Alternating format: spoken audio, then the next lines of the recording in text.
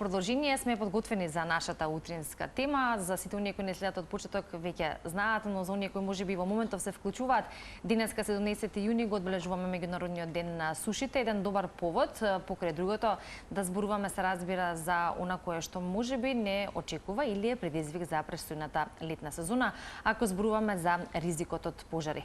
Секоја година во исто време се поставуваат прашањата за кои што бараме одговор, колку сме подготвени летово да одговориме на овие предизвици и можеби за евентуалните пожари и дали имаме напредок на тоа поле. Но за ова се разбира во продолжение во утринската тема. Претходно, она што е наша пракса е да направиме и анкета низ градот. Да, меѓу другото да ве прашаме, да го дадете вашето мислење на неколку всушности прашања од нашата Телма телевизија, во случајот нашата Софија Бислимовски излезе на терен по булеварите и скопските улици, па така што да ги слушнеме одговорите, а веднаш потоа и нека биде добар повод за разговорот со нашиот Стојанче Ангелов. Дали според вас сушите во последните години се сериозен проблем? Секако. Па, секако дека се проблем. Немаме суша, немаме ни вода, нема ништо. А мислите дека се сериозен проблем? Не, времето дека не е како што треба, да, има некои проблеми, меѓутоа тоа е Божја волја. Исто така сушите, исто така и намерно подметнување на пожари.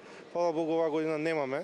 Наверојатно со дронови го следат тоа да нема некои подметнувачи, но ќе видиме, летото е долго, значи да видиме што ќе се случува. Мислам дека колку е поголема сушата, толку е поголем ризикот од пожари. Па не се работи само за сушите, се работи за тоа што веќе немаме пролет. Пролет е само 4 дена. Од пеколно топло до ладно, така да сушите се дефинитивно проблем и тоа наведува како ја користиме питката вода. Колку внимавате за рационално користење на водата за пиење? Многу. Па се трудам сега, што да кажам. Не внимавам воопшто, стално кога ми се пие, пием, али внимавам од овие флаширани, не од сите. А рационално дали ја користите водата? Па, по потреба. Па јас да ти кажам, користам, купувам флаширана вода, бидејќи такви информации добив од фитнес инструкторите дека не е имало нешто водата, не била здрава и користам флаширана вода. Конкретно, ние внимаваме како секој, да кажам, семејство што би внимавало на таа работа. Мислам, ние немаме, живееме во зграда, така да немаме ситуација да полеваме дворови и цвеќиња, така да користиме толку колку што ни е потребно. Што треба да се превземе за да се обезбеди доволно количество на квалитетна вода за пиење во услови на суша? Сега, тоа не сум некој експерт за да кажам како е, што е, меѓутоа гледам дека стално имаме некои проблеми со, како да речам, неорганизираност. Тоа е сегде. И во Битола, и овдека гледам Скопје и кова, нема добра организација, иначе со организација добра се прави. Тоа најверојатно има профили на професионалци кои прават студии, така. Треба да се, да се направат и државни фабрики, тие државните ресурси да си останат држави, не смеат да се приватизираат и да се подобри квалитетот. Ако треба ќе земеме кредити од Европска банка, Светска банка, ќе се подобри таа мрежа, бидејќи имаме најквалитетна вода, кај е расчено додека стигна до домаќинствата, го губи квалитетот. Најверојатно стари застарени цевки, некои бактерии по цевките, тоа треба да се меѓународни, не знам дали во Македонија постојат такви експерти, но мислам дека подобро треба да констатираме некои странски мултинационални компании да ни помогнат во тој процес. Па сега претпоставувам дека примарниот проблем е во водоводната мрежа. Дали е тоа со загуба или не во мрежата, не е моје да тоа го кажам, меѓутоа тоа е веројатно главниот проблем. Ја мислам дека у Скопје по таа издашност што има расче, има доволно издашност. Прашањето е колку се губитоците на вода, дали сакаат тој проблем да го решат и колку се користи истата вода рационално. Мислам, најголемото прашање е дали во парковите и останатите зеленина се користи питка вода за пиење, таа е техничка вода за пиење. Така да вода има, како се користи, тоа е друго прашање. Ќе заблагодариме на секој еден од вас кој што безрезервно секако ја дава поддршката на нашиот национален медиум, меѓутоа И покрај тоа што некој пат сакаме да ги избегнеме можеби анкетите или овие да речеме случајни, ајде да речеме кои што ги прави и Телма телевизија, сепак е добро да се слушне вашето мислење. Покрај тоа наша црвена линија, добро е да имаме ваква можеби анкета која што Софија ја прави секој пат во пресрет на нашите утрински теми, како што во случајот нели се ресурсите за вода, како ги користиме, па и самите суши. Летото допрва започнува, одбројуваме ситно календарски во тој период кога природата станува можеби и најранлива, како што кажавме со Ивана. Системот за заштита и спасување е секој пат ставен еден голем тест, така што суши, екстремно високи температури и пожарите веќе не се исклучок, туку баш една реалност со која што се соочува не само Македонија, туку Европа и светот.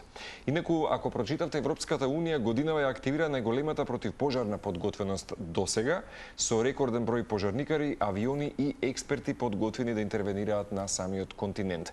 Колку е подготвена Македонија за престојната сезона на суши и пожари, дали секој пат велиме поучени од искуството ги научивме и понатаму лекциите од минатите години и веројатно многу од вас прашуваат дали имаме доволно човечки технички капацитети, така што верувам дека ќе уживате со неговиот јавен дискурс денеска во утринската на Телма.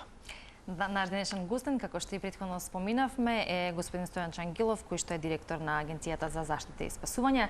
Добро утро до вас и добро дојдовте во утринска на Телма. За прв пат сезоната. Добро утро, добро ве најдов, благодарам за поканата. Имаме навистина голем број прашања. На наш терен сега. Да. Па добро, сега баш и не доаѓам од терен, но вчера бев. Последните денови всушност бев неколку пати, бидејќи имам чувство дека оваа сезона почна порано, сезоната на пожари, бидејќи во Штип веќе имавме 3 тешки пожари, вклучително и во текот на вчерашниот ден, но исто така вчера имавме во Велешко тежок пожар и уште неколку пожари. Имаше забрана за сообраќај, ако не грешам, во некој дел. Токму така, поради тоа што беше пожарот покрај самиот таму регионален пат, односно локален пат, се извинувам. Да, и бидејќи споменавме дека малку порано започна сезоната и денес зборуваме конкретно за суши, екстремни горештини и пожари, дали може да кажеме дека Македонија во ова лето влегува подготвена или повторно ќе реагираме откако ќе ни извори пола планина? Бидејќи зборувате за суши денес, колку што сватив е ден на сушата или така, како рековте. Да. Но пред сушата имавме доста дождови. Минатиот период имаше доста дожд. Знаете дека вештачките езера безмалку сите се наполнети. Тој дожд допринесе вегетацијата да биде многу бујна. Имаме трева до колена, а најверојатно и до половина, а некаде и повисока, насекаде. Дури во урбаните средини, иако градоначалниците се обидува да ја искусат. Значи имаме огромна количина на вегетација која што многу брзо се суши, тогаш кога дождовите ќе престанат, а тој период доаѓа. Се уште ќе имаме по некој локален пороен дожд, но како и да е, дождовите ќе престанат во наредните денови, некаде почетокот на јули доаѓа до нагло сушење на ниската вегетација. Пред се тревата, грамушките, кога ќе дојде до палење на тревата. Огнот се шири многу брзо, бидејќи тревата лесно гори, таа е многу сува. Ако дува и малку ветера, тоа се случува многу често, особено на одредени подрачја од државата. Пожарот се шири со голема брзина, зафаќа нискостеблести растенија, значи обични грмушки или пониски дрвја високи по неколку метри, и тука веќе настанува голем проблем. А вообичаено насекаде имаме парчиња со садени борчиња или други зимзелени дрвја, дали садени во Југославија од поранешната Југословенска народна армија, или последниве години се станати веќе во сериозни шуми, но ги има насекаде, знаете, како посебни парцели. И вчера една таква за жал беше зафатена во пожарот во Велешко. Наш фокус е пред се спасување на овие зимзелени дрвја, бидејќи тревата и грамушките се разбира дека се обидуваме да ги спасиме нив, но тие брзо се обновуваат, доволен еден дожд за тревата да биде обновена. Јас овој пат отидов на неколку места каде што имавме многу тешки пожари. Еве ве поканувам заедно со ваша екипа на вашата телевизија, може од оваа утринска емисија, како што имате различни прилози, да посетиме неколку места каде што имавме големи пожари, но не беа зафатени зимзелени дрвја. Природата се обновува, само една година или две години подоцна не можете да го познаете местото, освен ако нема некој високо дрво. Да, си има природен процес, така е. Токму така, но како и да е, не очекува тешко лето. Јас сум песимист, мислам дека по силина на пожарите не очекува нешто слично на минатата година. Од друга страна имаме многу невнимателни граѓани, потоа несовесни граѓани, но и граѓани кои што од криминални мотиви предизвикуваат пожари. Или кажано подпалувачи? Пожарите во Штипско, можеби не сите, но повеќето се намерно подметнати. Имаме индиции. Оној кој што вчера избувна е на место каде што најверојатно ќе изникне нешто во наредниот период. Може да е случајност, да не грешам душа, но еве МВР работи на расветлување на овој пожар, на мотивите, односно на причините за настанување, па времето ќе покаже како, од каде, а и зошто настанал, бидејќи за вчерашниот пожар имаме очевидец кој што видел како некој со мотор се движи и го врши подпалувањето. Колку поучени од минатото и од минатите години сме имале вакви ситуации, нели, кога е сомнежа дека пожарот е подпален и така натака, колку од нив излегуваат на виделини, колку всушност се оние подпалувачи или намерно подпалување, колку е тоа казнето и според закон, заради тоа што ако тоа е во континуитет и е доста видливо и докажано, тогаш нели е очекувано да се намали бројката на овие намерни подпалувачи. Каква е контролата? Тешко се обезбедуваат докази. Дури ако знаеме кој е тешко се обезбедуваат докази, доаѓа некој пеш или со моторче без таблици, подпалува и заминува. Вие го гледате како силуета, можеби некој ќе го познае, но тоа за судот не е доволно и вообичаено и трагите на кривичното дело од подпалувањето горат заедно со пожарот. Ако тој фрли бензин, ако фрли одредени предмети, лесно горливи, како што има минатата година на Скунска Црна Гора, фрлање на дрвени палети со кои што се палеат цели комплекси од бујни грмушки повисоки, тие горат.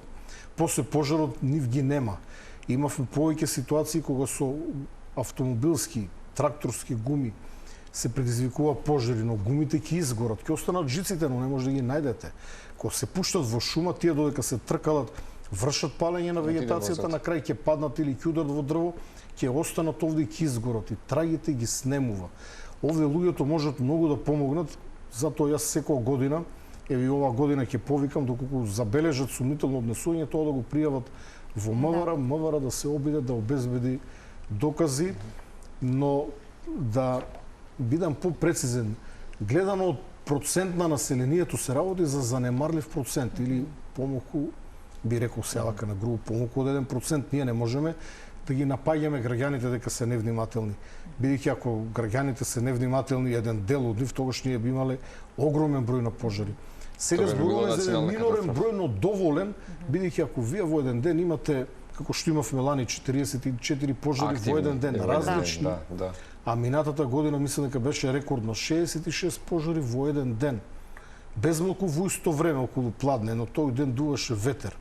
Замислете кој е тој предизвик, значи какви сили ние треба да имаме да гасиме истовремено 30 на 40, 50 или повеќе пожари. Дури и малите, знаете, некој ќе каже овој пожар беше мал, го кажуваат како пожар.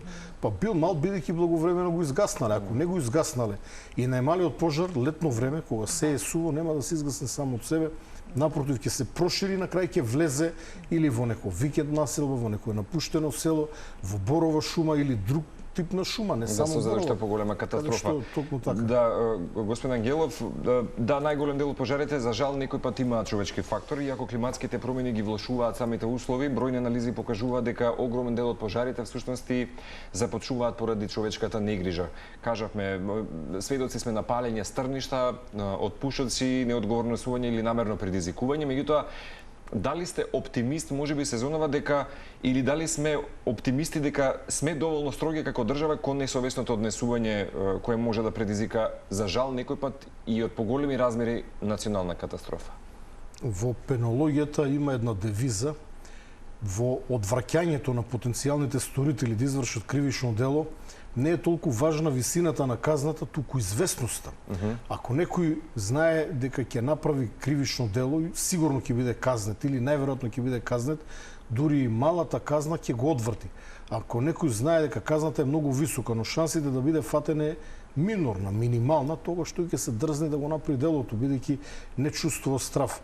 Така што известноста е таа која што ќе ги исплаши граѓаните, несовесните се, извинувам, лошо се изразив. За жал, знаете, како што и предмалку реков, тешко се докажува делата, иако минатата година имаше доста кривични пријави, имаме неколку правосилни осудителни пресуди, но тоа е малку во однос на ако ние кажеме дека имаме сигурно повеќе од 3000 пожари сите, од најмалите до најголемите. И повторувам, еден добар дел од пожарите се ненамерно предизвикани, луѓето од небрежност лекомислено сметале дека нема да дојде до палење или ако дојде до палење дека лесно ќе го изгаснат. Ние имавме еден екстремен пример пред неколку години кога една возрастна господја или бабичка додека правела ајвар и побегнала од огништето огнот и изгоре на едно место баѓа сериозна количина на шума. Значи зборуваме за целосна ненамерност, но и негрижа. Бидејќи ако некое поведение порано не можело да предизвика вакви катастрофални последици, денес може. Минатата година ние излеговме со некои информации пред минатата, иако ја тоа постојано го повторувам, кои што во јавноста беа дочекани малку со подсмев, со шеги. Проблем е тоа што ние немаме стока во природата. Бројот на овци, на говеда, крави, магариња, коњи кои што луѓето порано ги чувале. Во секое село, во секое семејство имало кој магаре, имале, чувале кози, овци. Да, во речисите бачила, така. Кои што ја паселе тревата, потоа остатокот од тревата, ливадите. Знаете поимот ливада, луѓето ја коселе тревата, правеле од неа сено за да ја хранат стоката во текот на зимските месеци. Ние сега немаме, бројот е минорен, можеби имаме некоја помала количина на овци и тук там по некоја коза. И денес и стоката се чува во фарми на еден сосем поинаков начин, не се движи слободно да ја паси тревата. И ваквата зголемена количина на вегетација прави кога ќе се суши да имаме премногу горлив материјал во природата. Доволна искра таа да се запали. Во минатото имавме повеќе случаи кога од жици на бандери кои што ќе се допрат при ветер, доаѓа до појава на пожар, певе да искористам оваа прилика до Евана еден апел да ги проверат затегнатоста на жиците и генерално бандерите, особено по населените места. Селата се испустени, имаме многу целосно празни села или со по неколку жители кои што вообичаено се повозрастни луѓе. Од најразлични причини одредена бандера може да се искриви. Ако вообичаено таа ќе се искриви во насока на другата временските бандера. услови, да, Не, видете, кога ќе се искриви бандерата во насока на другата бандера, бидејќи жицата ќе ја оптегне, не може во контраправец.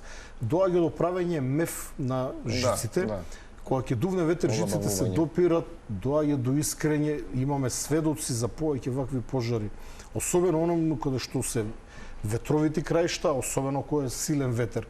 Од овие искри тревата која што вообичаено има, испод жиците се пали веднаш и доаѓа понатаму до катастрофа. Ова се причините поради кои што се случуваат пожарите. Дел од причините, да. Споминавте исто така и алармантна бројка со која што се соочував минатото лето, за што впрочем сите сме сведоци, но сведоци сме дека минатите години исто така често слушавме дека авионите се на сервис, дека нема пилоти, дека дел од леталата не се во функција и добро е да знаеме каква е подготвеноста на државата во оваа летна сезона или во престојниот период во смисла на тоа колку противпожарни авиони ние воопшто имаме и колку може да полетаат веднаш. Како е можно држава која што секој лето се соочува со голем број пожари да има да се подпира на пензионирани пилоти за да ги одржуваат воздухопловите во... Ве прашувам, кажете ми како е можно. Еве јас сум директор една година. Но како вие сте пред неколку години, години, вас, да, неколку години, да, сте ви од Центар за управување со после 7-8 години, трите трактори се уредно сервисирани, вратени се во Скопје и подготвени за дејство. Проблемот со пилотите е тежок проблем кој што не се решава во една година.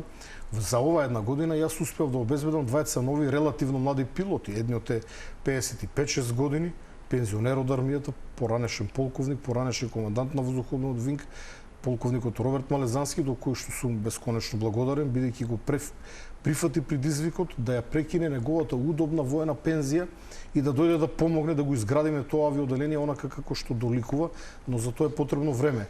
Вториот е исто така некаде моја возраст 50 и неколку години и споредени со двајцата пензионери се релативно млади, бидејќи се помлади од нив.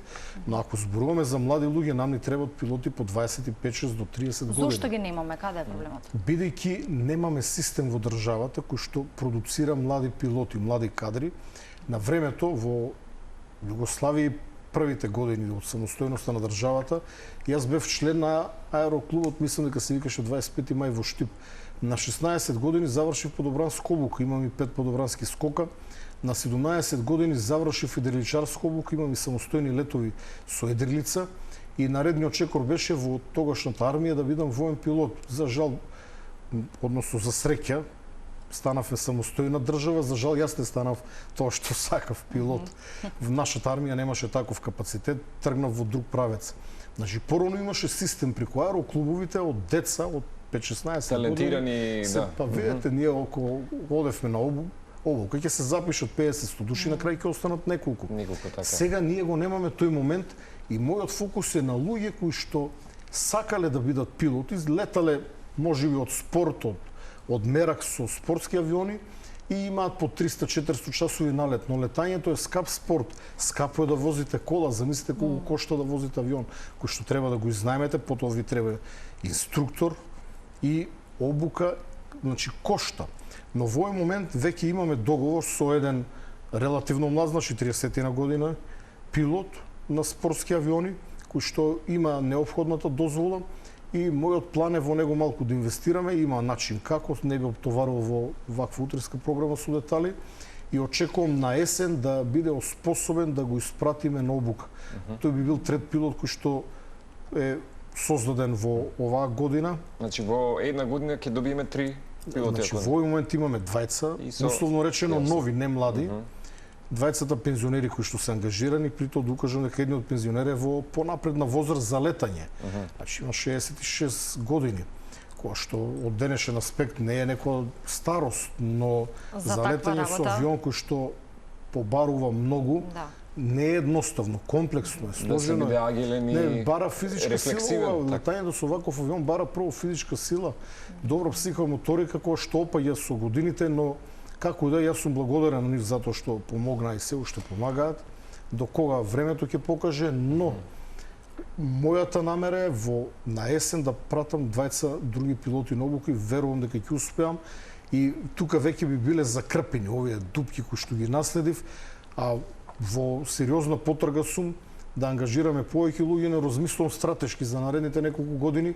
Едноставно за нас како држава е многу ефтино да инвестираме во пилоти, 100.000 евра за да се создаде пилот е ништо за држава, само информативно е во Словенија дневно за еден ер трактор, тие имаат ер трактори, но немаат пилоти, плаќаат 2300 евра за двајца пилоти кои што летат во текот на денот. Зборуваме за еден ден 2300 евра. Која би била вашата стратегија инаку во тој дел? Како да ги мапираме, како да ги испробуваме? Не, зборувам во делот на пронаоѓање на пилоти. Имено. Па што туку тоа го зборам, јас веќе повторувам, сите оние кои што имат неколку стотина часови налет, ако се заинтересирани да работат во дирекцијата, добро, знам колку се на избор кај нас авиоклубови кои што може да ви помогнат во... Луѓето обично поимотни луѓе летаат со авиони и тие обично и не сакаат да бидат пилоти на ер трактори, тоа го прават од забава или од спорт, но ја користам оваа прилика да ги повикам доколку има такви да поразговараме. Платата е навистина добра, повеќе од 2500 евра.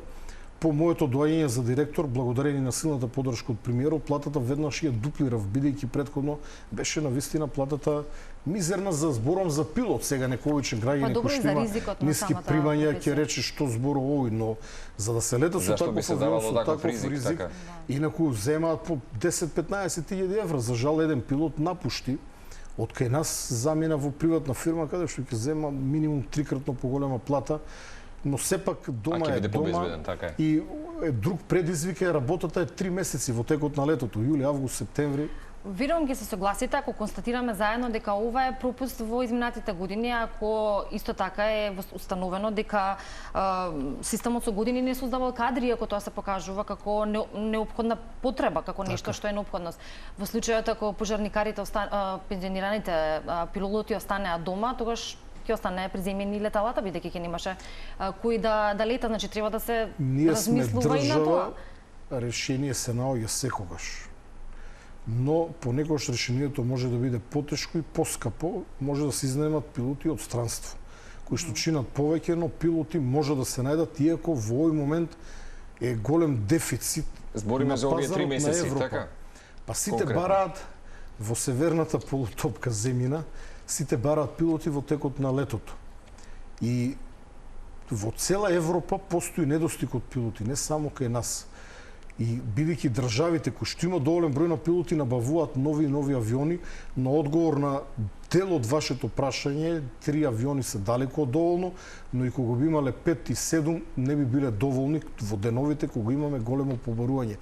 Затоа нашиот фокус е на човечкиот фактор. Јас како директор минатиот период одржав низа работни средби со представници на доброволните противпожарни друштва, на кои што планираме ова лето да се подпреме повеќе, бидејќи има добар кадар, има луѓе кои што ја сакаат оваа работа. Тие се доброволци кои што имаат добра обука, но и добро искуство. Пред еден месец пративме една група од 30 на луѓе во Словенија, доброволци пожарникари на обука, каде што дојдоа со извонредно добри впечатоци.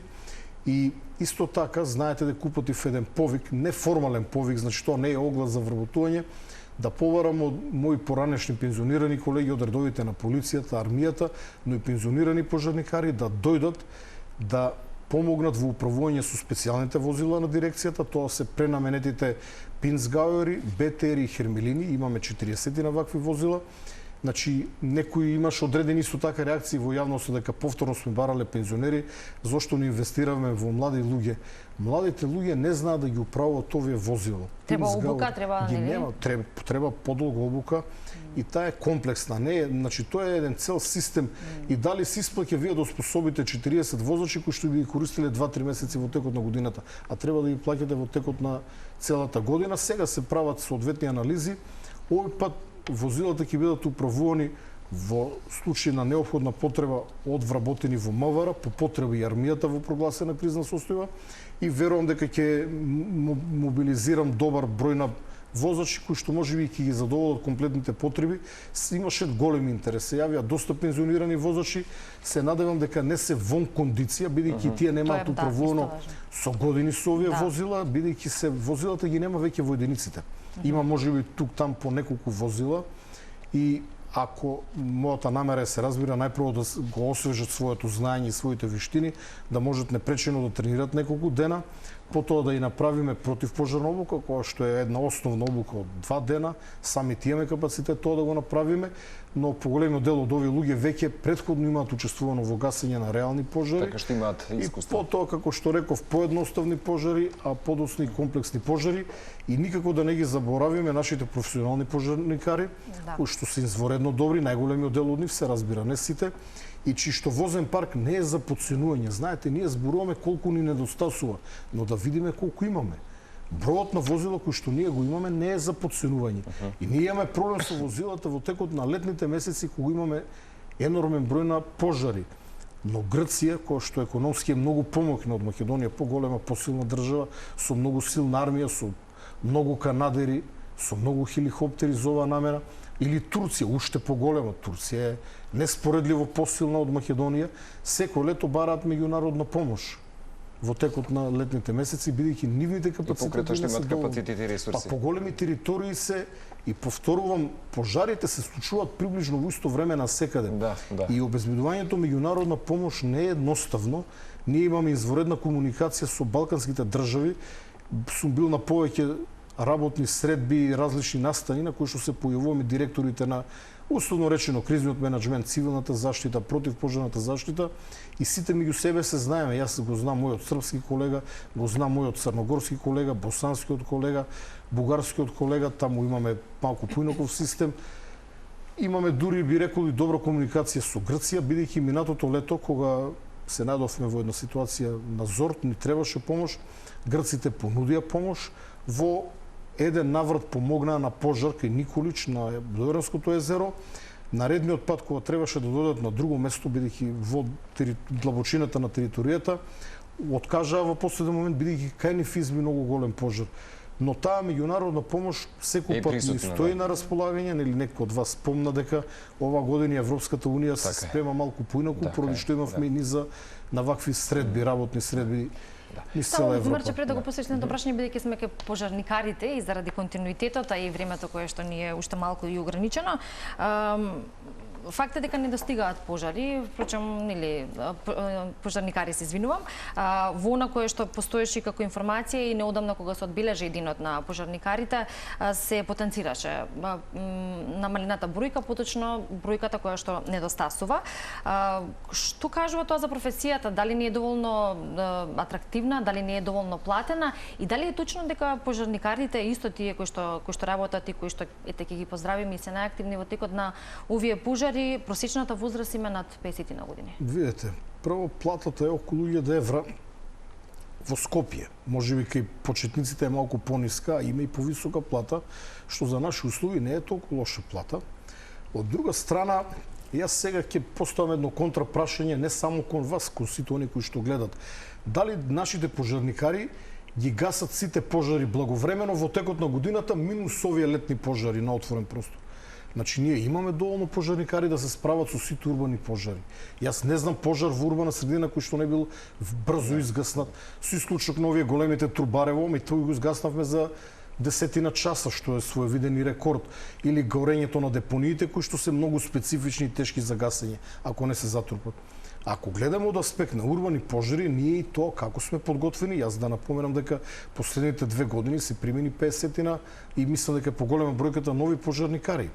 Набавени се повеќе од 30 други нови возила, можеби некои се донирани, не се најнови, но се во одлична кондиција. Значи системот полека се унапредува, дали од донации, дали со купување, подобро е со купување, но кога нема пари, добро дојдени си донациите. Проблемот настанува во текот на летото. Ние како држава, дали треба да плаќаме 3000 пожарникари кои што би работеле 2 до 3 месеци во текот на летото. И повторно не сите, бидејќи ако ние имаме пожар како сега во Штип, ни треба пожарникарите од Штип и околината. Да. Ние денес, ако имаме најкомплексен пожар, имаме доволно сили да ги упатиме без специјалните возила на ДЗС. Имаме доволно теренски возила на државата, секоја противпожарна единица има по 2-3 теренски возила. Кога ќе ги соберете сите на едно место, тоа е сериозна сила. Проблемот е кога го имате 60 пожари и сега ние не треба да плаќаме 3000 професионални пожарникари кои што би имале работа 2-3 месеци во текот на летото, бидејќи ударниот бран почнува некаде околу 10 јули, кога станува неподносливо и трае некаде до крајот на август, септември веќе имаме блага релаксација, но повторно се провлекуваат некои тешки пожари, но немаме таква бројка бидејќи ноќите се поладни, имаме по некој врнеж, знаат тук там да падне дожд кој што малку ќе ја релаксира состојбата, но не очекува тешка битка.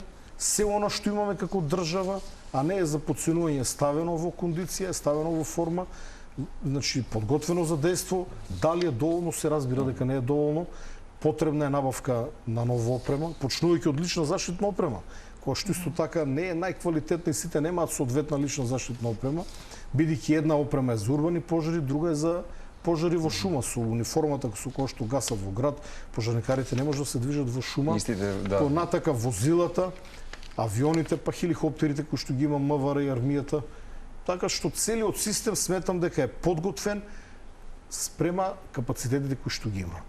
Ке подсетиме за сите кои што можеби не знаат, денешниот ден е всушност и светскиот ден за борба против опустошување и суши.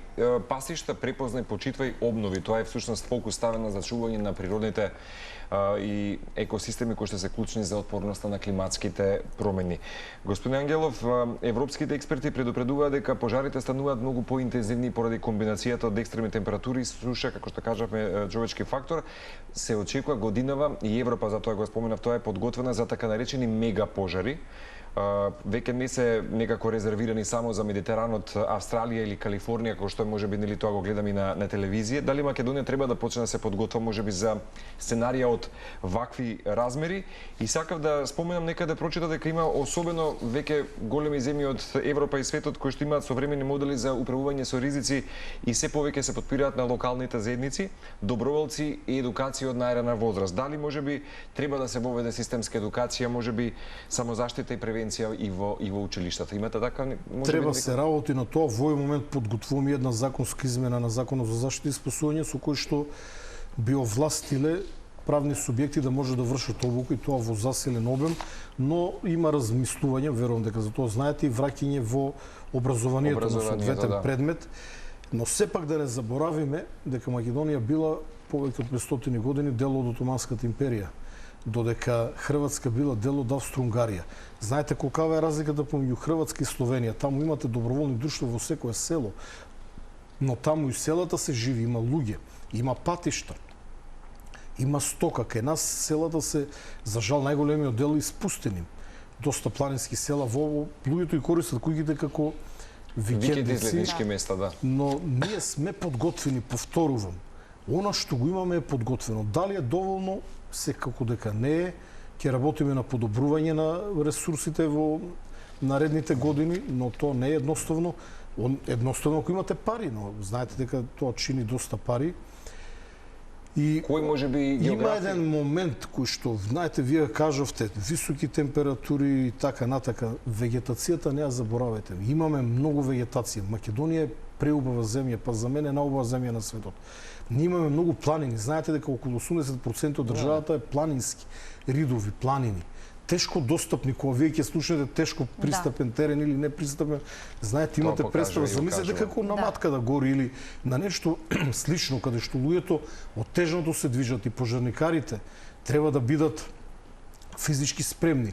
И има еден друг феномен кој што го направија социјалните мрежи последните години, а може би веќе повеќе од една деценија, луѓето имаат чувство дека знаат доста работи, да кажам, верувам дека од вашите гледачи еден дел се сметат себе си за експерти за пожари и знаат како треба.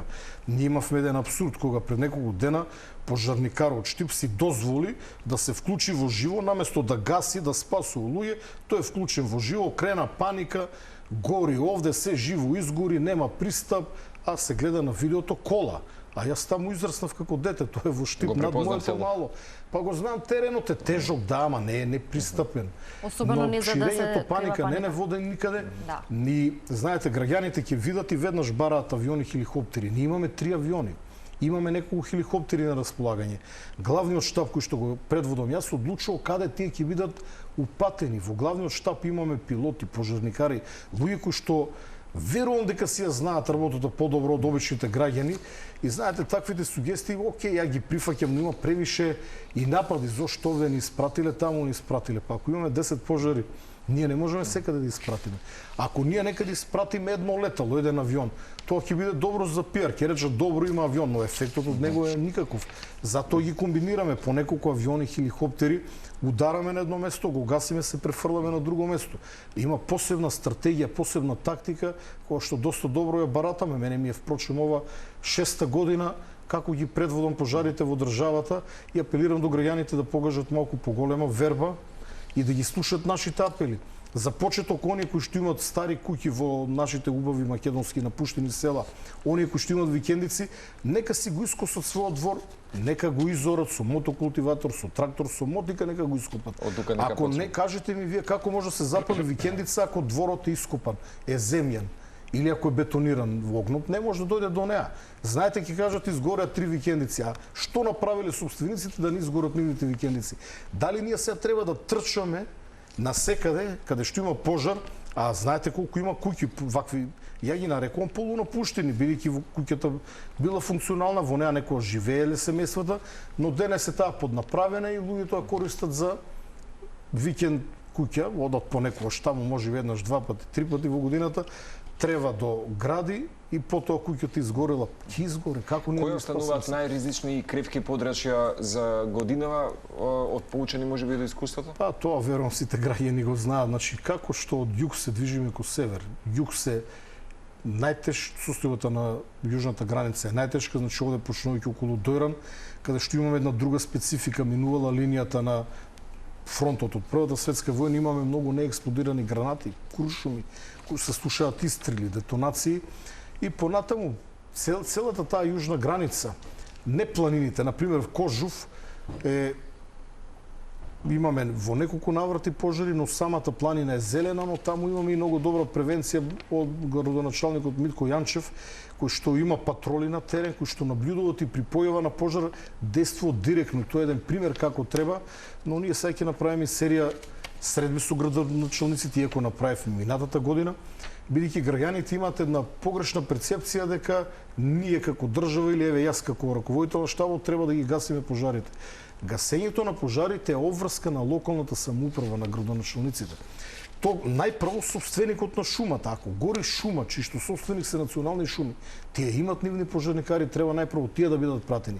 Ако тие не можат, потоа барат помош од пожарникарите локални. Ако тие не можат, ги ангажираат јавните предпријатија. Значи ќе дојдат од водовод и канализација со било каква цистерна, ќе дојдат луѓе, ќе земат метли на партњачи, ќе помогнат на било кој начин. Дури потоа се бара помош од соседните општини. Ако таа не е доволна, се бара уште повеќе помош и дури потоа би требало да се побара помош со воздухоплови. Но свесен дека ова вака е добро напишано во законите и на хартија, во реалноста не функционира. Секогаш кога имаме ресурси, а кога пожарот може да биде критичен, бидејќи многу добро знам кој пожар може да излезе од контрола, веднаш пуштаме воздухоплови за да се поштедиме од повеќе дневно гаснење. Да, тоа е координација, организација и веројатно приоритетно реагирање во дадениот момент, но она кое што го говори повторно ќе речеме минатото или минатите години искуства е веројатно недоволната синхронизираност помеѓу ние главни институции, тоа е Центарот за управување со кризи во координација со Дирекцијата за заштита и спасување и со останатите институции кои што се локални самоуправи и други служби кои што исто така треба да делуваат синхронизирано. Што значи тоа или што значи таа вистинска синхронизација? Вие можете да кажете од ваш аспект и како некогашен директор на Центарот за управување со кризи и од ова кое што на денеска сте начела. Каква треба да биде таа синхронизираност за да и самата координација и организација биде како што треба? Синхронизацијата е на највисоко ниво и порано и сега. И како директор на ЦУК имав изворедна соработка со претходните директори на ДЗС, и како директор сега на ДЗС имам изворедна соработка со сегашниот директор на ЦУК. Се работи за оперативните процедури, бидејќи се повеќе институции и понекогаш информациите се движат поспоро и се губи драгоцено време, токму поради тоа веќе се обидуваме подолго време да направиме реформа на системот преку создавање на една институција. Но генерално постои синхронизација, бидејќи кога се случува било каква кризна состојба, сега зборуваме за пожари, но може да има поплави или друг кризен настан, се активира главниот штаб за управување со кризи. Со него раководам јас. Во тој главниот штаб членуват, односно членови се директорот на Центарот за управување со кризи или од него некој номиниран представник, повисок раководител кој што ги знае состојбите, понатаму раководителката или раководителот на итната медицинска помош, представници на Министерството за одбрана, на армијата, Министерството за транспорт, надворешни работи, Агенција за разузнавање, Агенција за национална безбедност, Бирото за јавна безбедност. Значи, во него обично секогаш имаме пилоти. Сместени сме во Центарот за управување со кризи. Штабот е таму сместен, нормално може да биде мобилен. Дел од седниците се во живо. И ние ги ја разгледуваме состојбата, но поради итност понекогаш користиме вибер комуникација. Имаме една вибер група во која што разминуваме информации. На еден начин одлуките се носат заеднички. Во него по потреба вклучуваме командири или други старешини од противпожарните единици кои што ни даваат реални информации од терен во реално време. Бидејќи многу се важни информациите да не бидат задоцнети или да немате бајата информација. Знаете, некој барал авиони во меѓувреме пожарот е намален или изгаснат, а вие праќате авиони. И мислам дека координацијата е изворедна, барем јас лично ја предводам 5 години, но зборуваме сега за меѓуагенцијска соработка, бидејќи за да јас добиам информација од раководителот на подрачното деление на ЦУК во Штип, како што впрочем беше пред неколку дена, по правило јас треба да се јавам или на директорот, тој да го овласти раководителот на сектор, па тој да се јави таму, но бидејќи ги знам луѓето, јас се до тоа го прескокнувам, но тоа веќе се работи за личност, бидејќи јас можам да се јавам и тие да ми дадат информација. Да, но треба да има промени веројатно во се разбира, се работи на тоа, формирана е во владата работна група, процесот се малку развлече, очекував дека ќе биде побрз, но мојот фокус е сега на Дирекцијата за заштита и спасување, тимовите кои што ги имаме како дел од дирекцијата, развојот на доброволното пожарникарство, авиоделението во кое што се соочувам со проблеми, бидејќи дел од вработените има неколку проблематични вработени, едноставно тоа е како беше вулкани талишта, не се носат надвор, но тешко е да се раководи една ваква институција каде што дел од луѓето се апсолутно неупотребливи. И во ЦУК и во ДЗС јас работам со ограничен број на луѓе, благодарение на кои што овие институции функционираат. Има одреден број на изворедни луѓе, образовани, со добро професионално искуство и пожртвувани во работењето. Останатиот дел се клати врата, зема и плата, и то ние не може да го променеме, за жал така е во сите институции. Дали се незаменливи категорично или ако трпиме може да се ревидира тој како дел? држава од тоа? Може како не, и владата работи на тоа. Треба за почеток да се почне од основата на проблемот, тоа е вработувањето. Секое вработување на неквалитетни кадри понатака продуцира со вакви... Затоа е важна... Значи, јас сум имал ситуација во ЦУК кога да. неколку луѓе сакаа многу да работат, јас ги молев да не работат толку многу. Да Бидејќи има после требаш да реципроцитет. ангажираме двајца-тројца да го поправат тоа кој што тие го изработиле. Затоа меритократијата е важна стратегија во една институција и сосема за крај, апропо, водата и понатаму останува можеби стратешки ресурс, според меѓународните организации недостиг на вода, како што кажа и дел од граѓаните одговорија на прашањата, може да стане едно од најголемите прашања можеби за овој 21 век, господин Гелов, не само од еколошки, туку и од економски и безбедносен аспект. Имаме ли долгорочна стратегија за управување со водните ресурси во услови за вакви почести сушни периоди кои што се најавуваат и за годинава? Не, и кај нас со ваков проблем кај нас нема да се сочиме. Имаме убави реки, убави извори, во секоја планина, во секој дол тече вода и во текот на летните месеци. Ги сакам планините, сум планинарел безмалку низ сите македонски планини.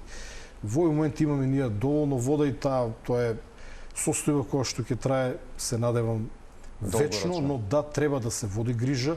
Знаете дека имаме повеќе вештачки езера кои што во текот на дождливите периоди се полнат со вода, акумулациите се сега сите полни, кои што понатаму ги користиме дали за наводнување, дали за производство на електрична енергија.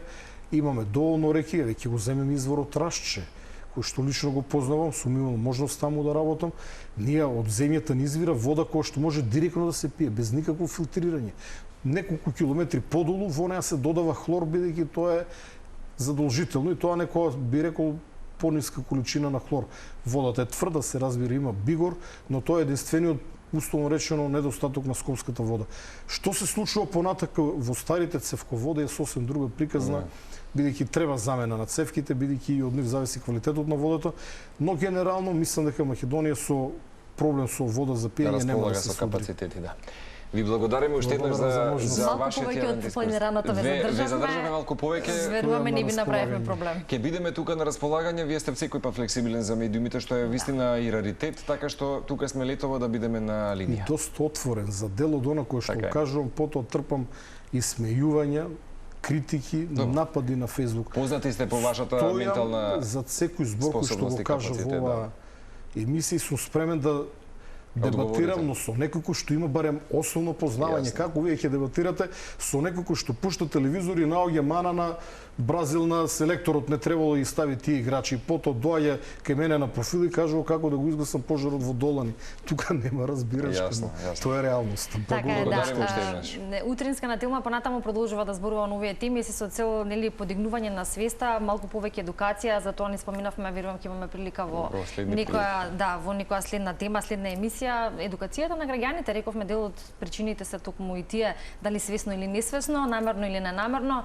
Ако е една од поглавните причини тоа, се разбира дека треба кампањи и дополнителни едукации, како просечниот граѓанин треба да се справи што со го истото. правиме се разбира со нашата природа, но и со загрозување на нашето здравје.